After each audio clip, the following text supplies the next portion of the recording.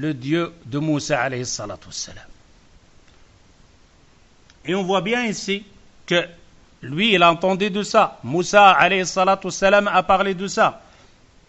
Dans un autre verset aussi, وقال فرعون يا هامان ابني لي صرحا لعلي أبلغ الأسباب, c'est-à-dire la même chose dans un autre verset sur la Ghafir.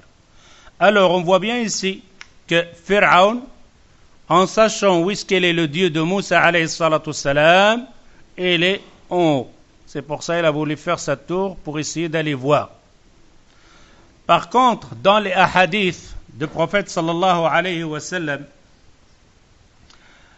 عن سلمان الفارسي عن النبي صلى الله عليه وسلم قال إن الله حي كريم يستحيي إذا رفع الرجل إليه يديه أن يردهما صفرا خائبتين, والحديث في سنن الترمذي وصححه الشيخ الألباني رحمه الله.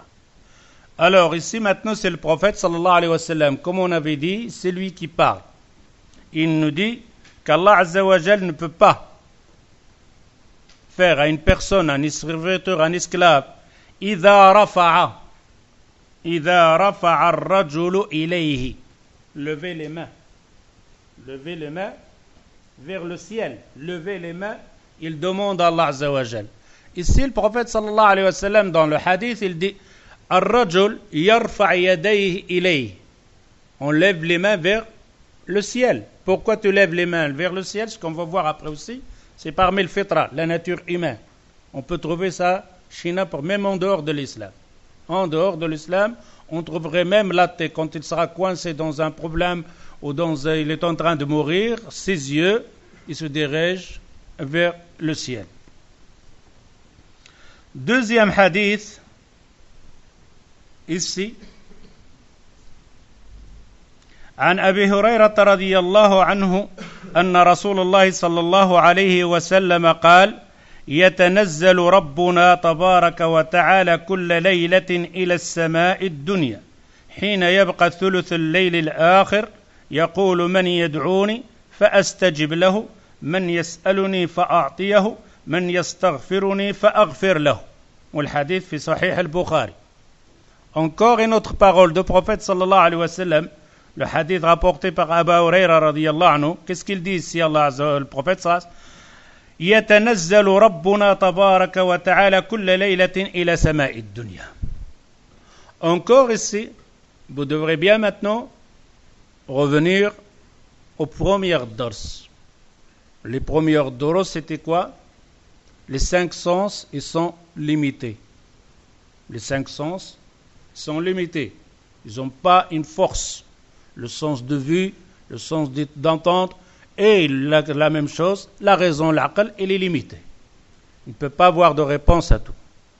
Maintenant, dans ce hadith, on voit bien que le prophète sallallahu alayhi wa sallam, il dit qu'Allah azza wa jal descend au dernier tiers de la nuit au ciel de la terre.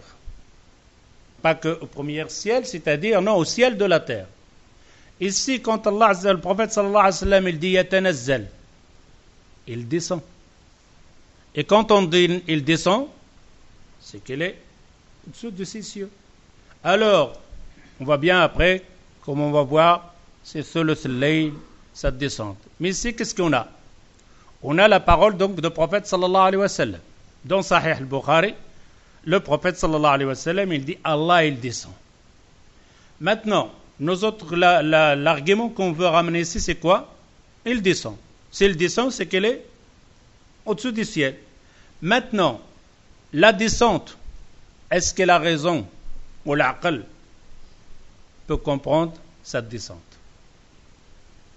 Impossible. Pourquoi? Parce que pour comprendre la descente, il faut que la chose tu la connais toi-même.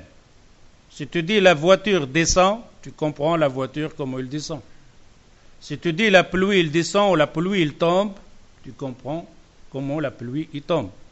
Si tu dis que la pierre descend dans un puits, tu comprends comment la pierre descend dans un puits. Si tu dis une personne descend l'escalier, tu comprends comment la personne descend l'escalier. Tu vois l'image.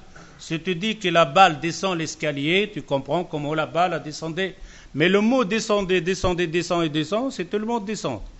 Mais quand tu regardes la descente de la voiture, ce n'est pas celle de la pluie, ce n'est pas celle de la balle, ce n'est pas celle de l'homme, etc., etc., etc. Le mot, elle est la même chose. C'est comme on a dit dans les autres choses, quand on dit, on va voir après dans quand on dit Allah Azza wa Jal, il a les mains, etc.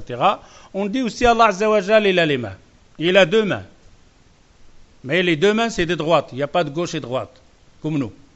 Mais quand on dit la main, est-ce qu'on voit la main avec les 5 doigts, avec les ongles, etc.? Non. On dit simplement la main. Le nom, oui. Mais le comment, maintenant, est-ce que Allah Azza wa Jal, je peux avoir l'image, etc.? Non, on te dit parce qu'Allah Azza wa Jal lui-même, il dit walaysa kamithlihi shay. Il l'a bien. Wa huwa as-sami'u al-basir. Il te donne les deux mots, sami' basir. Il entend, il voit, mais rien ne lui ressemble. Il entend, il voit, mais rien ne lui ressemble. Alors, si tu fais les mains, les doigts, il te ressemble. Mais lui-même, il te dit, il ressemble à rien. Dans tous ses créateurs, rien ne lui ressemble. À chaque fois que tu as une image de Allah Azza wa Jal, ce n'est pas celle-là. Il est fausse. L'image est fausse. Alors ici, on comprend le mot yanzil, mais on ne sait pas le comment. Pourquoi on ne sait pas le comment? Parce qu'on ne l'a pas vu. On n'a rien sur Allah Azza wa Jal. Maintenant, si quelqu'un il n'a jamais vu, par exemple, je ne sais pas, un animal ou quoi que ce soit, c'est quand on dit, par exemple, je dis dans les autres fois aussi, la main d'une cafetière. Que la personne n'a jamais vu une cafetière. Il pense la main, il a la main. Tu vois la cafetière, elle a la main comme ça? Ça va pas. La main, oui. Ou alors on dit les pieds de la table. Allez, regardez les pieds de la table. Regarde ce pied qu'avec le pied là. Et pourtant, c'est le pied. Alors, qu'est-ce qu'on tire ici la conclusion? Le nom. Yanzil, yatanazzal, c'est tout. Mais le comment il descend, alors il rentre dans sa création, etc., c'est faux. Absolument faux. Le comment, on ne sait pas, c'est ce qu'on va voir après, Inch'Allah, dans les autres durus bi'idhnillah. Simplement ici, qu'est-ce qu'on tire comme dalil, comme argument? Yatanazzal. Allah Azza wa Jal descend au ciel de la terre.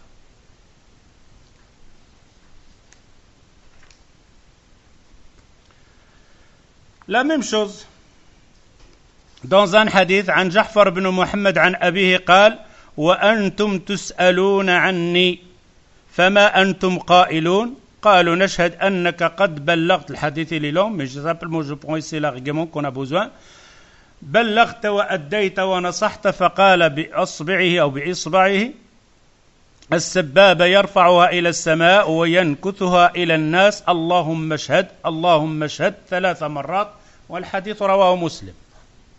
Alors ici le prophète sallallahu alayhi wa sallam pose la question aux compagnons. Il dit Allah Azza wa Jal va vous questionner sur moi. Il va vous questionner sur moi. Qu'est-ce qu'il a fait Mohammed? Vous allez lui répondre comment? Ils ont dit on va lui dire que tu as transmis le message comme il faut. Addayta al-aman wa ballaghta ar-risala. Est-ce qu'il manque quelque chose? Non. Tu nous as transmis le message comme il faut. Et alors le prophète sallallahu alayhi wa sallam, il lève le doigt vers le ciel, il dit Allahumma shahad, il le fait descendre vers eux. Allahumma shahad, il le fait descendre sur les gens. Ici, si tu regardes ce geste-là, le geste de quoi? C'est moi, je prends par exemple telle personne comme témoin. Sur telle personne comme témoin, je dis tu es témoin. Tu es témoin. Je suis en train de transmettre le geste de témoin vers l'autre personne. Le geste, tu es témoin sur lui. Alors Allah Azza wa Jal, Allahumma, il appelle Allah Azza wa Jal. Allahumma, c'est un appel. Allahumma, Ya Rabb, oh Allah, ishhad, sois témoin sur eux. Alors pourquoi Allah Azza wa Jal, et on dit que le prophète sallallahu alayhi wa sallam, s'il y a quelqu'un qui connaît Allah Azza wa Jal, mieux au monde, c'est le prophète sallallahu alayhi wa sallam. Vous ne trouverez pas sur terre quelqu'un qui connaît Allah Azza wa Jal, le Créateur, mieux que le prophète sallallahu alayhi wa sallam.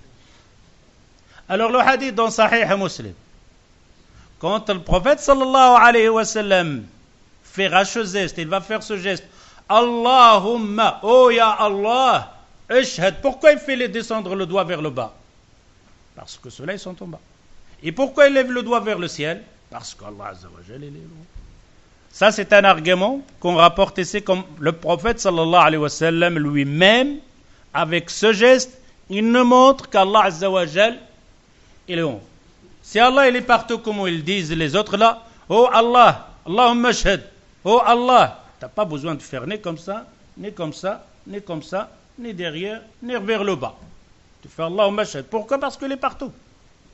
Et ça, c'est faux, puisque le prophète sallallahu alayhi wa sallam a levé le doigt vers le ciel.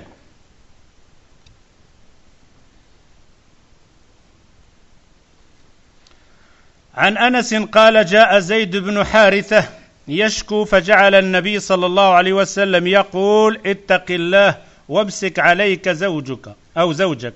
قال أنس لو كان رسول الله صلى الله عليه وسلم كاتما شيئا لكتم هذه.